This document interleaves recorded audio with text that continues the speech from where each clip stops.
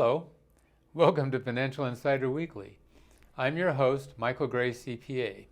My guest is Don Pollard, and Don is a chartered life underwriter, the CLU, or the initials, as many of us are familiar with, and chartered financial consultant, CHFC. So he has an insurance broker practicing in San Jose. Don has worked in the insurance industry since 1973 and has managed insurance agencies, trained agents, built employee benefits departments, and is currently a broker serving individuals and small businesses in San Jose. Don is a past president of the Silicon Valley chapter of the National Association of Insurance and Financial Advisors, and he currently represents the local chapter on the National Association in Washington, D.C. So because health insurance is such a critical area, so we've done a number of programs over the year. I'm sorry, this is sort of a little old introduction I've got here, but anyway, so you can see some of those to see how things are developed online at financialinsiderweekly.com under past episodes. But today we're going to be doing like an update and talking about small businesses and healthcare reform and this ongoing saga that we've got. And as we do that, so today is October 20th of 2015, and we're going to see more developments that are going to happen here. I hate to say it, we've got sort of a dysfunctional Congress, and so when and how some of those things are going to happen, neither one of us know. So we're going to try to tell you the best story that we can for today. Another thing that I want to alert you about is that medical insurance rules vary a little bit from state to state, and so that's why you need to work with a consultant who's familiar with your state laws. Don, thanks so much for joining me today. You're welcome. Thank you. Okay. All right. Well, I'm a small business owner. I have fewer than 50 full-time equivalent employees. Do I need to worry about this healthcare reform stuff?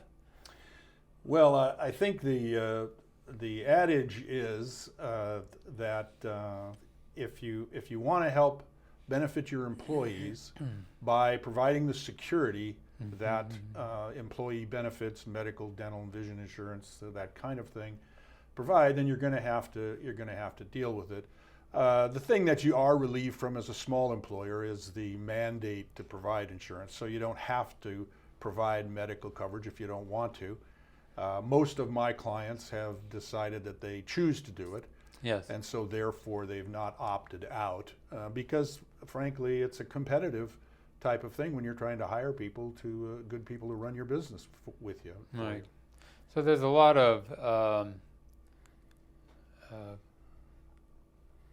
variation in the philosophies of different business people, and so I have some, I'll tell you, that have discontinued offering this coverage, and we'll talk a little bit about some of the details as we go along. But well, I think, Mike, that everyone should do the calculation to see whether it makes sense. Now, this is small or large employers; it doesn't make any difference. Right. Even the penalties for larger employers may not be as much as the cost of insurance, and that may be more suited to their particular goals for their business and for their employees. So, I think everybody needs to take a look at it at any point in time. Okay. So what's probably the main thing that small employers should be aware of? Well, I think the key thing today that we face this renewal period is going to be the removal of grandmothered plans. Now, as you recall from before, grandmother plan, they were allowed to have plans that didn't comply with the law for one more year, which was to end this year, and there's been no extension on that. So that is happening now. Every plan that is called grandmothered, which is under the 1-year extension. Including mine. Including yours, that's correct. Including yours, must be changed over and upgraded to an ACA compliant plan. The only plans that now are left from the old days are the grandfathered plans, And again, I think that's an important thing to understand if you're a small business owner. If you have a grandfathered plan, you need to understand what it takes to keep that, and then do a careful analysis of the cost of that plan versus the cost of the new plan. Right. Another thing we've talked a lot bit about before, and you'd think that this would be an issue that's behind us, but you never know, and that is that some employers were trying to provide these benefits for their employees by buying individual coverage for them. And basically, as I understand it, the IRS had given some leeway. I think it was through June 30th of 2015. Yes. But as far as I know, that's expired now. And we don't know what Congress is going to do. There are proposals to extend it more, but we just don't know what the heck is going to happen.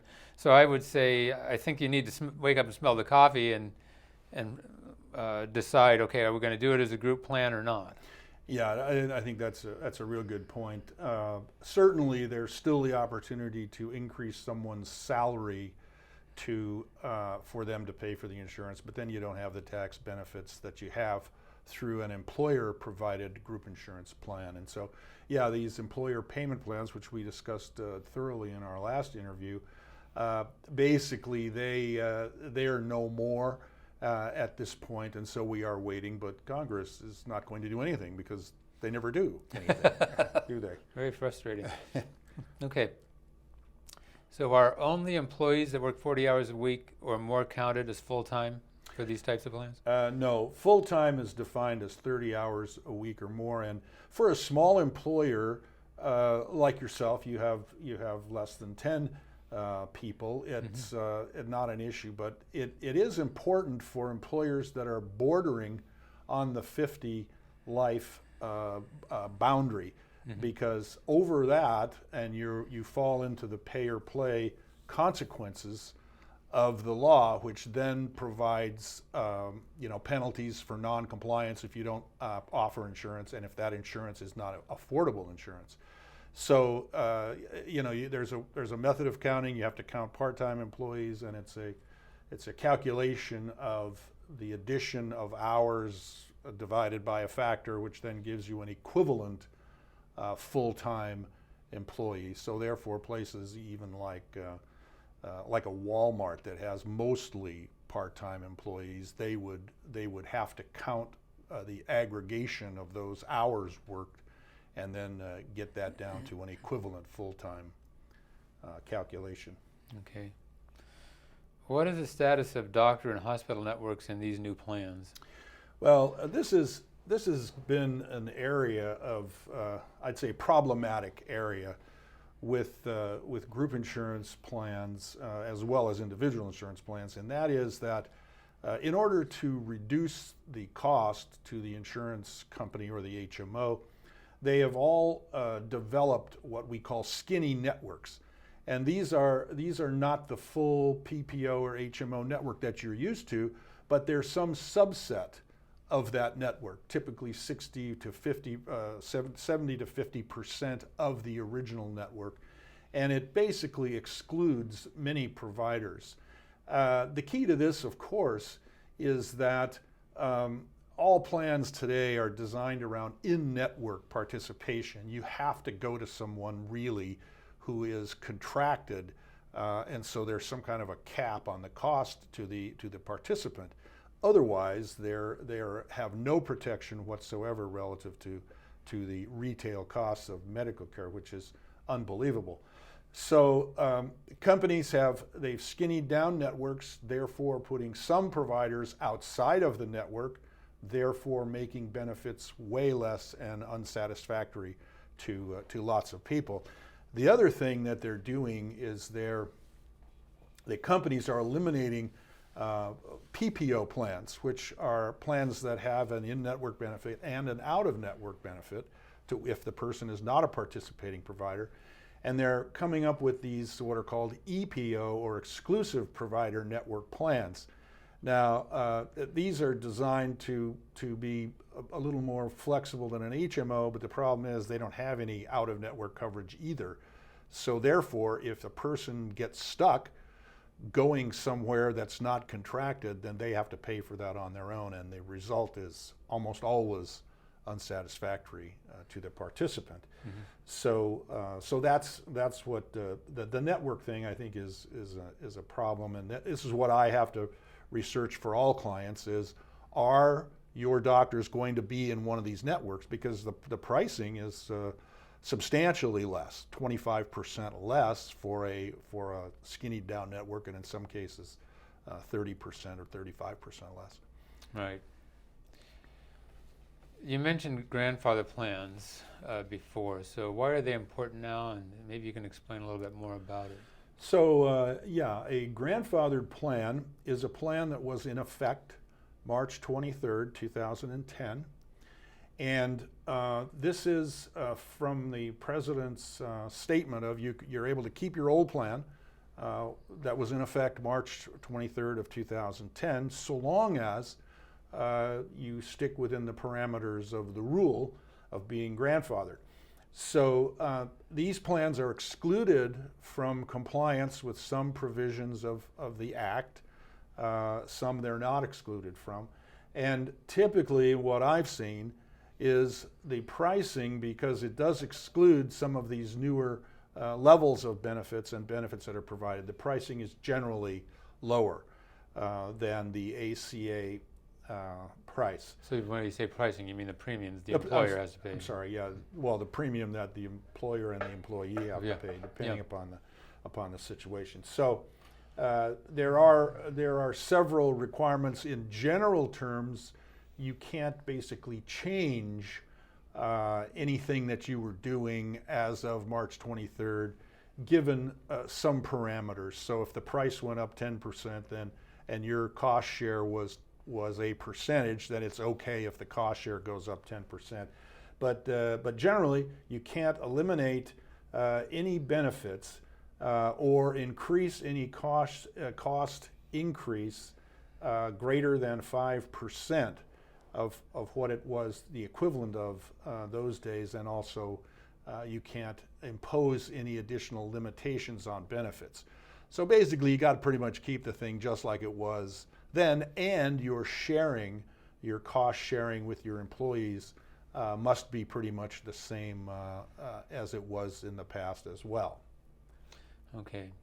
And then we did talk a little bit about the grandmother plans, and basically what we said is those are going away, and so probably I would think that most employers are starting to hear from their insurance agents or providers that they need to provide some sort of alternative coverage. Yeah, they sent out the delicate letter to all of my clients and every other broker in everywhere that your plan is being canceled. We're going to give you a new plan, and here it is. And by the way, it's X percentage higher than the one you already have. So yeah, it's pretty tumultuous right now in the marketplace relative to quoting and getting plans organized for next year. Most brokers, and I think most clients prior to this year, opted to change their renewal to December 1st, which then gave them, under the old portion of the law, extra time to make a decision. Well, time's up now, and there is no extension, so Gonna have to decide. Gonna have to decide. Okay.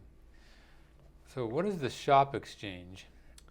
Well, the SHOP is Covered California's version of group insurance for small businesses.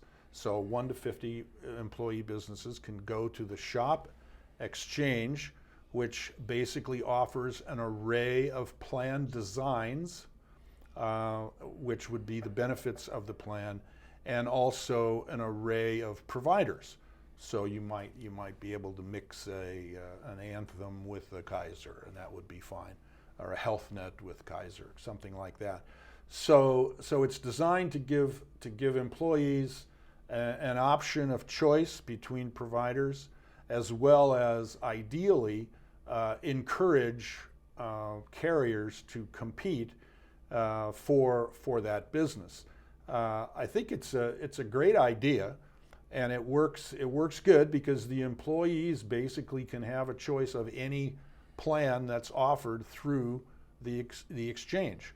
The other great benefit of the shop exchange for small employers is that it's the only place where an employer can receive a tax break for providing insurance to their employees. Now, those tax benefits are somewhat limited here in California, or in Northern California, because of the requirement on income based. But it still allows you the opportunity to do that.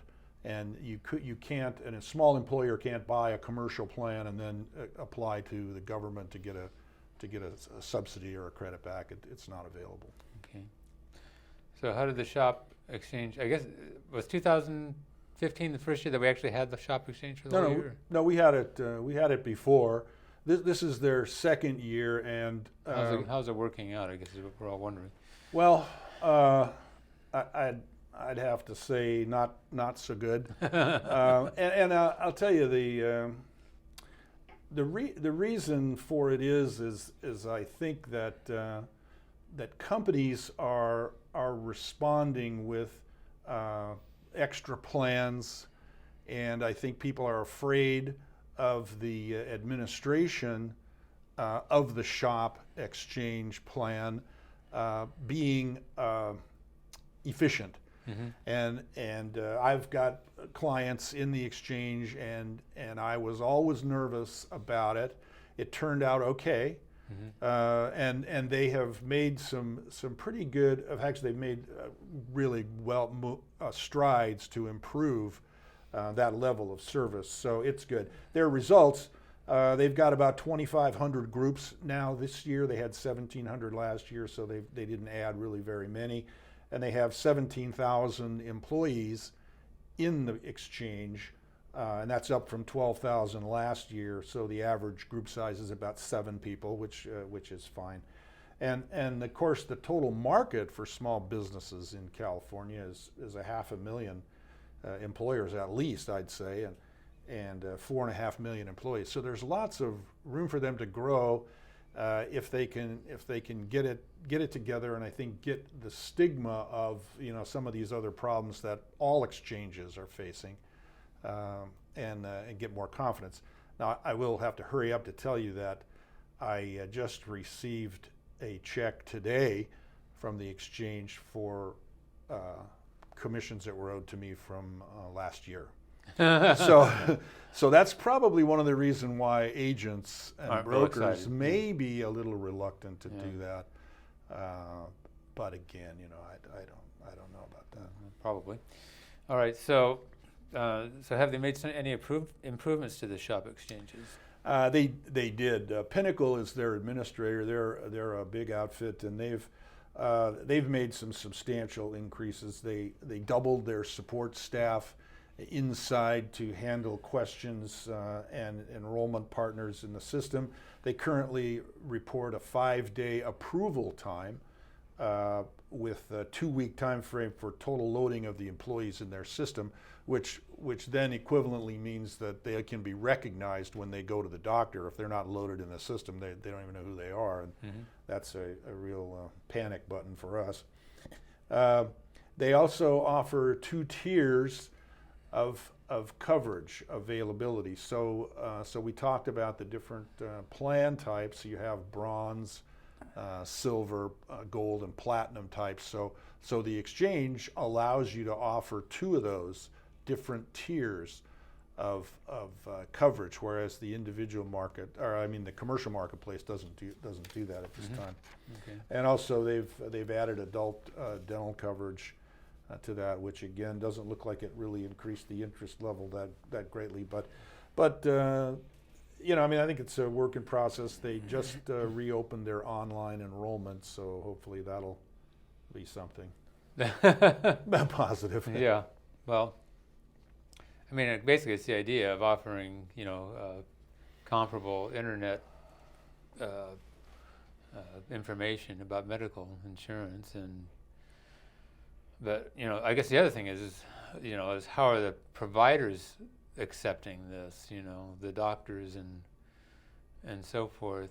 Because I've been hearing some horror stories about people that have had their coverage changed, and suddenly they're on a search looking to find a provider that'll accept. Well, again, this is the same thing we talked about a little earlier, where the networks have all been changed around now, which then makes makes people open to misunderstanding, which is I'd have to say probably rampant, because there's so much information that's out there. I mean, Mike, there's 800 plans in small group that I can look at for a small group employer of mine, and luckily we have agencies that have programs that allow us to sift through those, but it's just too much for any one individual to do. I mean, if a person with a business wanted to do it themselves, they'd be crazy. Yeah. So you want to get help. I think you definitely want to get help. Yeah.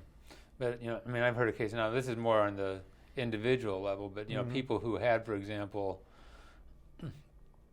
Anthem Blue Cross coverage, and then they get the Blue Cross coverage through the exchange, but the providers don't accept the ones that they had before that accepted Blue Cross don't accept the exchange coverage. Yeah, exactly. Well, this is the network. So Anthem specifically, you mentioned them. They developed what they call their pathway network. Well, it doesn't include, a major provider here in our area is the Palo Alto Medical Foundation and the Sutter group of doctors. Well, they don't even include them in that program. And in fact, this renewal coming up, Sutter themselves have developed a benefit plan that they are now marketing through the California Choice, which is a private exchange that's been operating in California for quite a few years, 15 years or so. Okay. So there's also some other things that are kind of interesting. There's a new outfit out of New York that is coming into the marketplace this year, and they're I'm going to call them the millennials' choice, because what their offer is they are going to provide people with all kinds of technology and technological devices in order to manage and help them with their health care. Now, we'll see how this works. We had a plan recently called Sea Change, which basically tried to get going, and I don't think they did so well. So they're not around anymore in the small group area anyway. Wow. Okay. Well, I think we got like about 3 minutes left or something. In the past, some people have set up these little C corporations with the idea of having a medical reimbursement plan. Do you think that's still a viable thing to do? I think you can still, as a C corporation employee, you can still set up benefit plans through that. And the only caveat that I would say is you have to be cautious of the discrimination rules. So you can do it, but you can't discriminate in favor of yourself or the highly compensated people. And in some ways, maybe that makes it a little less favorable. And you see, I don't know if you've seen, there's a lot of press about the Cadillac tax, which is a tax on high-end benefit plans, not necessarily small group plans, but all group plans. Right. And they're talking about repealing that, and I know that that's the threshold for those Cadillac plans is really high. Wow. So we'll see what happens with that, but that's kind of like the next big thing that they're gonna argue about. Right. I think the other thing too, you mentioned it's a good idea to get a professional advice, and I will tell you that through the individual exchange, it continues that even though they try to provide everyone with online, enrollments, and it's simple and all that stuff, still 43%, the majority of the exchange people, were brought there by an insurance agent, a certified insurance agent. So I don't know that total internet thing is going to work. Might with millennials, they'd probably rather do it that way, but there really isn't any harm. It doesn't cost you any more to use a professional agent to do that. Well, like you said, you have software for doing a lot of comparable, that you've got access to all this information on a lot of different plans. And even if they put them all up there, and if we tried to do it ourselves, Yeah. it's overwhelming. Exactly. So it's really just crazy. Well, the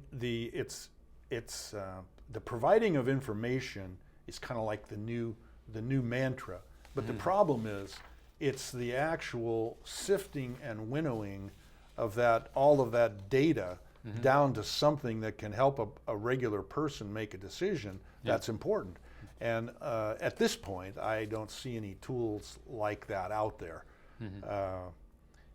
So there's still room for a professional person to fit in between there and say, look, here's what I would do, or here's what based on what I know, this is what I would tell you. Okay. Don, thanks for joining me today. My pleasure, Mike. Thank you. Folks, I hope that we've given you some things to think about. If you've got a small business, know somebody that has a small business, this will be online. We'll see you next time on Financial Insider Weekly.